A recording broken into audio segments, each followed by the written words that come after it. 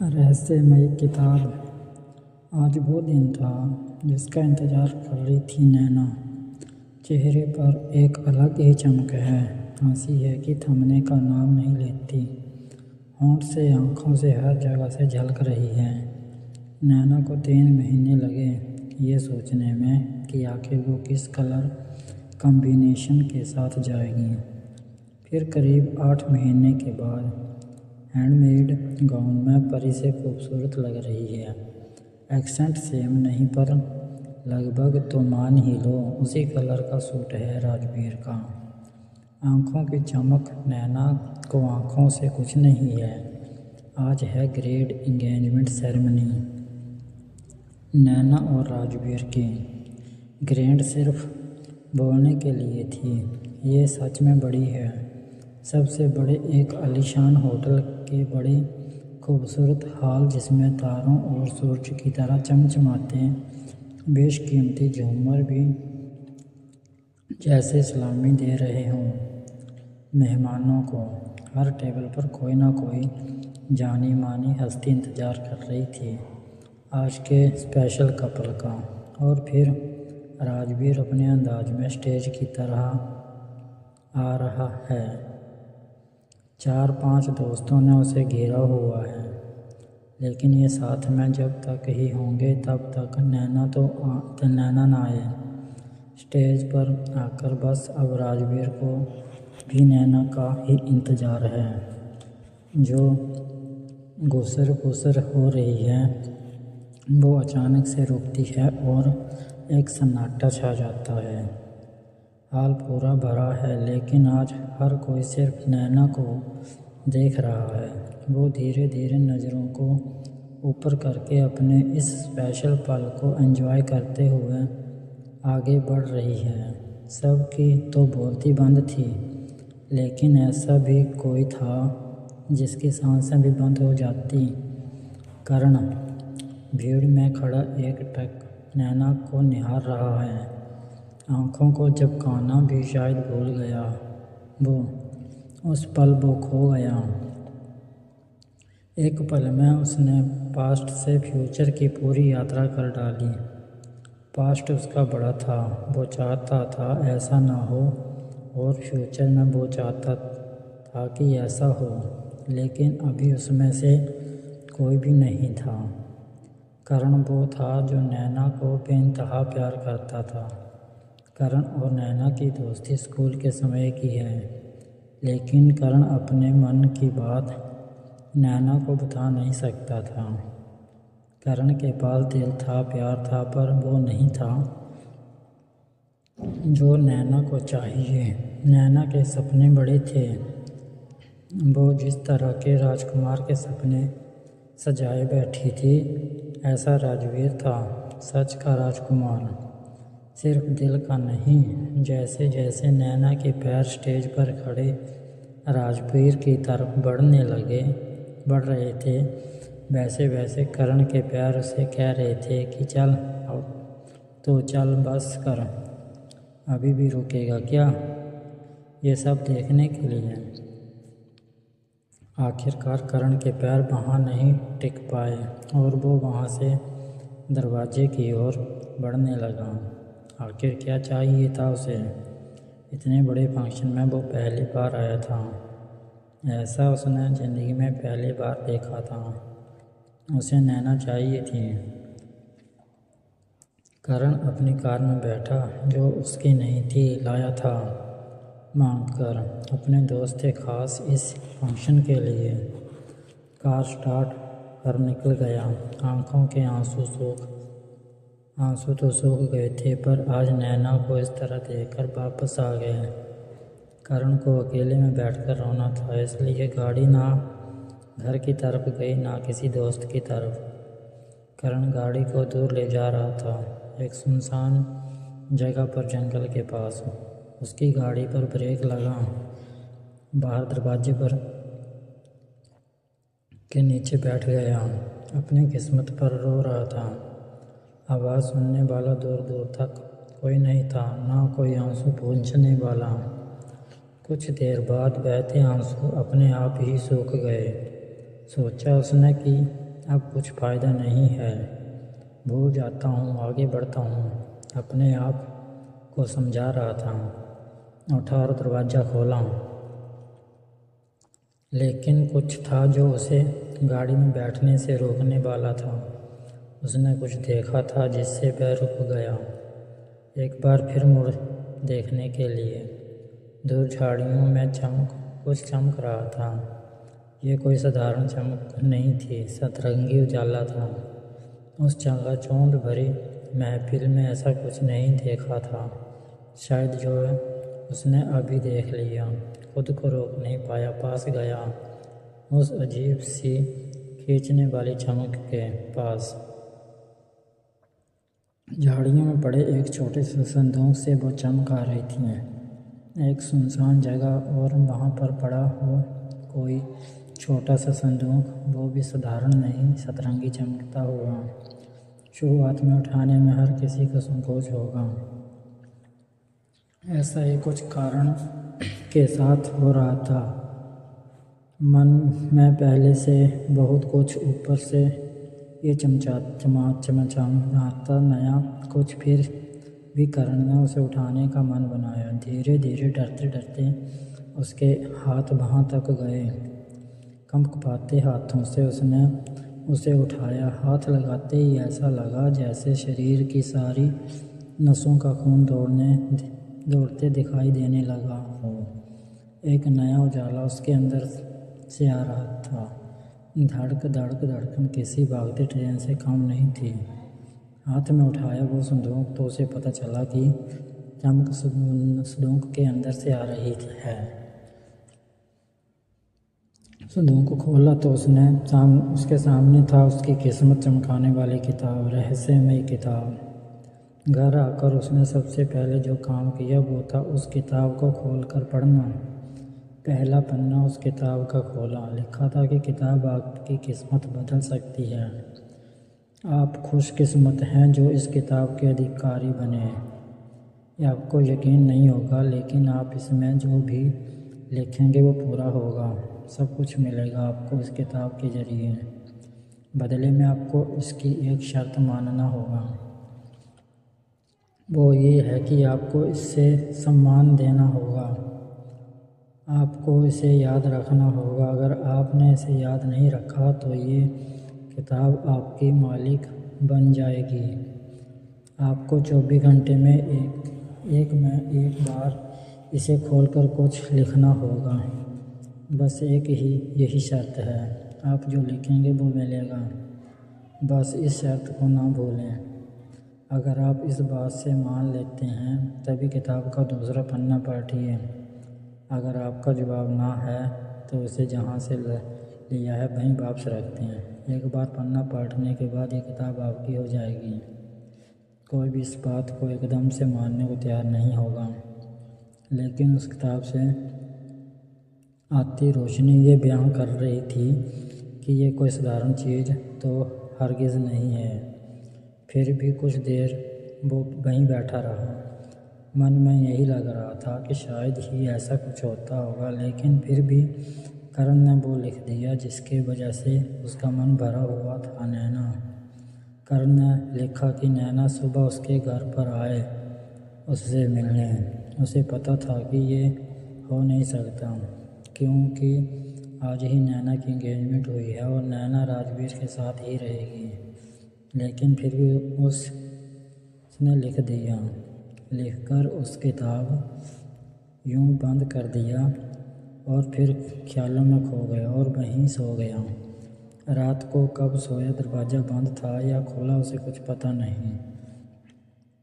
अपने छोटे से कमरे के फर्श पर वो पड़ा था। उसकी आंख खोली तो सामने चेयर पर नैना बैठी थी। उसने देखकर पहले अनदेखा कर दिया और फिर अपनी आंख बंद करके सो गया। उसे लगा कि उसका एक ख्याल मात्र है, लेकिन जब नैना ने उसे पुकारा तब उसने अपनी आंखें वापस खोली। करण है, करण। नैना की आवाज़ उसके कान में पड़ी। करण, नैना तुम यहाँ? कल तुम कहाँ गायब हो गए थे? मुझे दिखाई नहीं दिए। मैंने कितना पूछा तुम्हारे लिए। करण, लेकिन अभी तुम यहाँ क्या कर रही हो? नैना, अरे राजवीर को अचानक बाहर निकलना पड़ा। वहाँ की शाम तक वापस आ जाएगा और तुम जानते हो कि उसके बाद मुझे अगर किसी से बात करने का मन करता है तो वो हो तुम। करण नैना से बात कर रहा था और साथ में उस किताब के बारे में भी सोच रहा था। रात में वो भी उस किताब के सामने था। फिर कुछ लिखने को इस बार उसने लिखा कि नैना उसके साथ कल का डिनर करें। ये बात का होना ना के बराबर था, लेकिन शायद वो किताब पर पूरा यकीन नहीं कर पा रहा था, इसलिए एक बार फिर उसने लिखा टेस्ट करने के लिए। अगली शाम को इंतज़ार कर रहा था कि नैना फिर उसके पास आए, लेकिन नैना घर पर नहीं आई। उसने फ़ोन किया और कहा कि आज मेरे साथ डिनर कर सकते हो, मुझे तुमसे कुछ बात करनी है। करण की आंखें चमक उठी, उसे यकीन नहीं हुआ अपने कानों पर। उसने किताब को उठाकर चूमा और झूमने लगा। उसके साथ उसको यकीन होने लगा था कि किताब के जादू पर। शाम को करण नैना की बुलाई जगह पर गया उसके साथ डिनर करने। उसे मन में एक विश्वास आ गया कि अब नैना उसकी होने वाली है। नैना ने करण को कहा कि मैंने तुम्हें इसलिए यहाँ बुलाया है कि राजवीर चाहता है कि शादी एक महीने हो जाए। पहले उसने कहा था कि 2 साल पर, पता नहीं अब उसका मन क्यों बदल गया। करण, मुझे कुछ समझ नहीं आ रहा, तुम बताओ क्या करना। करण थोड़ा सा घबराया ये बात सुनकर, लेकिन फिर उसे ख्याल आया किताब और वो धीरे धीरे मुस्कुराते हुए जोर से हंसने लगा। नैना को समझ नहीं आया कि करण क्या कर रहा है। वो बोल रही थी, मैं तुमसे इतने बड़ी प्रॉब्लम डिस्कस कर रही हूँ और तुम हंस रहे हो। रात करण आया और उसने किताब खोली।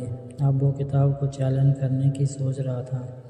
उसने सोचा कि अभी तक उसने किताब को कोई बड़ा काम नहीं दिया, अब किताब को बड़ा काम देने वाला था। उसने लिखा, नैना की सगाई टूट जाए कल की कल। इतना लिखकर उसने किताब बंद की और आईने के सामने जाकर खुद को निहारने लगा और करने लगा कल का इंतज़ार। सुबह से इंतज़ार में था फ़ोन के लिए, लेकिन इंतज़ार करते करते शाम हो गई और शाम से फिर रात 9 बज गए थे, लेकिन अभी तक उसका फ़ोन नहीं बजा, ना ही नैना आई। जब घड़ी के कांटे 11 बजने की तरफ जाने लगे तब उसने आस छोड़ दी। किताब की तरफ देखा जो दूर पड़ी। उसने मन बना लिया कि उसे उठाकर वो खिड़की के बाहर फेंक देगा। ये करने के लिए वो अपने बिस्तर से उठा और किताब की ओर जाने लगा। किताब को हाथ से उठाया और तभी पास पड़ा फ़ोन बजा और कॉल था नैना का। उसने किताब को रखा और फ़ोन रिसीव करके कुछ नहीं कहा। करीब 10 सेकंड के बाद नैना ही वहाँ से रोते हुए बोली, करण, अरे नैना क्या हुआ, रो क्यों रही हो? नैना, राजवीर ने सगाई की रिंग वापस भेज दी है। कहा, मेरा फ़ोन भी नहीं उठा। बोला कि उसे अब रिलेशन में नहीं रहना। थोड़ी देर बाद करण को नैना की आवाज़ सुनना बंद हो गई। वो सिर्फ किताब की निहारे जा रहा था और फिर फ़ोन काटने के बाद जोर जोर से हंस रहा था। उसकी सबसे बड़ी ख्वाहिश पूरी होने वाली थी। फिर रोज़ वो किताब में लिखने लगा। उसकी ज़िंदगी का एक ही मकसद था, नैना की खुशी, नैना की पसंद। धीरे धीरे करके उसने किताब से सब मांगा, पैसा, नैना का प्यार। नैना राजवीर को भूल जाए। नैना उससे बहुत प्यार करने लगी। घर, गाड़ी, बिजनेस, सब कुछ। बहुत कम समय में वो ऊपर जाने लगा। उसकी तरक्की देखकर हर कोई हैरान था। कई लोग थे जो उसके पीछे भी लगे, लेकिन वो जानता था कि उसका कोई बाल भी बांका नहीं कर सकता। किताब जो है उसके पास। करीब 2 साल बाद उसने वो किया जो करना चाहता था, सगाई नैना से बिल्कुल उसी जगह जहाँ नैना और राजवीर की हुई थी। पहले ये सोचना मुश्किल था, लेकिन अब किताब की बदौलत ये सच हो रहा था। नैना तो चाहती थी वो शादी करे, लेकिन करण ने 10 दिन की लंबी वेडिंग का प्लान बनाया था, जिसमें सगाई पहले थी। करण सोच रहा था कि ये सपना सच हो गया। ठीक 2 साल पहले उसने नैना को ऐसे ही देखा, लेकिन किसी और के बनते, और आज नैना उसके होने वाली थी। धूमधाम से सगाई हुई, बहुत गेस्ट आए, पूरा हॉल भरा था उनको बधाई देने में। मीडिया न्यूज़ से भी लोग थे उस सगाई को कवर करने के लिए, और बस यही था वो वक्त जब करण चूक गया। अचानक भीड़ में खड़े हुए उसको याद आई किताब की। 24 घंटे के ऊपर हो गए थे। वो एकदम से घबरा गया। सब कुछ छोड़कर वो कमरे से भागा। फटाफट जाकर उसने अपना बैग निकाला और किताब को खोला, और उसने लिखना चाहा, लेकिन वो कुछ भी नहीं लिख पाया। अब किताब ने लिखा, आपने मेरा अपमान किया है, अब आपको वो करना होगा जो मैं लिखूंगी। मालिक तू नहीं, अब मैं हूँ। करण को यकीन था कि उसके साथ अब ज़रूर कुछ बुरा होने वाला है।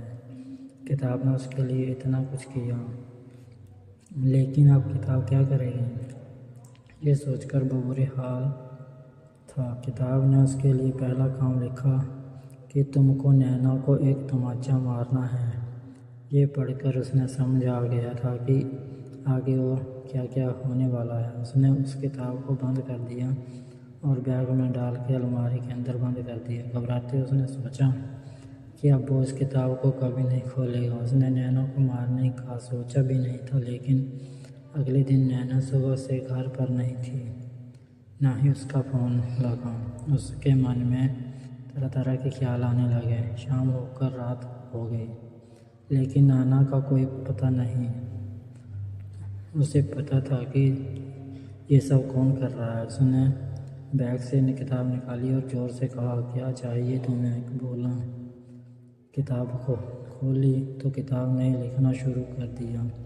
मैंने हर वो काम किया था जो तुमने कहा, वो भी सिर्फ 24 घंटे में।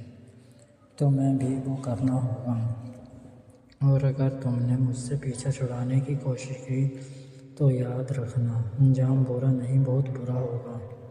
उसके किताब खोलते ही नैना घर आ गई। उसको आते ही देखकर करण ने उसे जोरदार तमाचा मार दिया। बोला, कहाँ थी, मैं कब से तुम्हारा फ़ोन लगा रहा हूँ। नैना को करण का ये रूप समझ नहीं आया। वह रोते हुए अपने कमरे में भाग गई। करण ने सोचा कि कल उसे कुछ बोलकर मना लूँगा, लेकिन उसे पता नहीं था कि किताब अब ऐसा कुछ लिखने वाली है। किताब ने लिखा कि करण उसके सामने 20 घंटे तक बिना हिले डुले सिर्फ बैठा रहेगा। करण को पता था कि वो अब फंस गया है।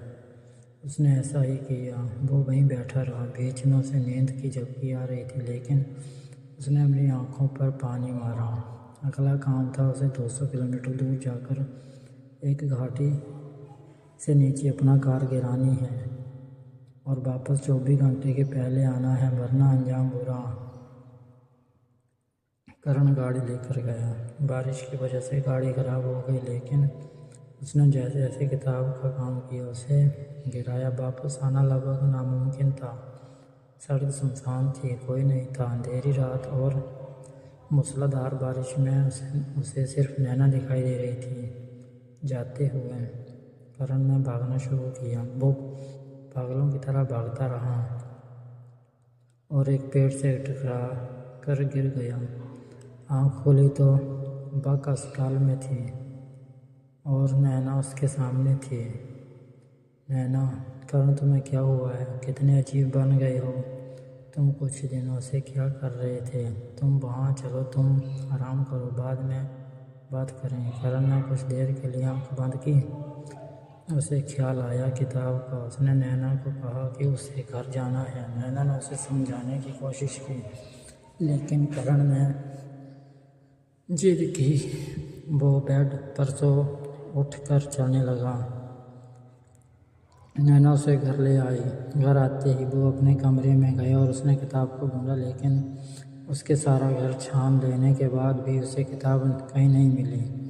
उसने इसके बारे में किसी से कुछ नहीं कहा था, नैना को भी नहीं। इसलिए नैना ने कई बार पूछने पर भी उसे कुछ नहीं कहा कि वो क्या ढूंढ रहा है। आखिरकार उसे पता चल गया था कि किताब इस घर से गायब हो गई थी। उसे अब कुछ समझ नहीं आया कि अब क्या होगा। वो बड़बड़ाते हुए सो गया। अगली सुबह जब उसकी आँख खुली तो उसके सामने थी नैना और उसके साथ था राजवीर। करण दोनों को देखकर जैसे हक्का बक्का रह गया। जैसे ही वो उठा, नैना ने उसे जोरदार तमाचा मारा। तुम इतने बड़े धोखेबाज हो, मैंने नहीं सोचा था। तुमने राजवीर को फ़ोन किया कि मैं तुम्हारी गर्लफ्रेंड हूँ। मैं तुमसे प्यार करती थी। राजवीर के पीछे मैं सिर्फ पैसों के लिए थी। मैं सोच भी नहीं सकती कि तुम इतने गिरे इंसान हो। मुझे पाने के लिए इतने बड़े झूठ बोलोगे। मैं तुम्हारी शक्ल भी नहीं देखना चाहती। दोबारा अगर दिखाई दिए तो फिर किसी को भी नहीं दिखाई दोगे। राजवीर ने जाते जाते एक तमाचा और टिका दिया।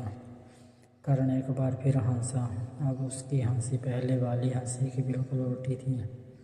अब ये हंसी बर्बादी को देख रही थी।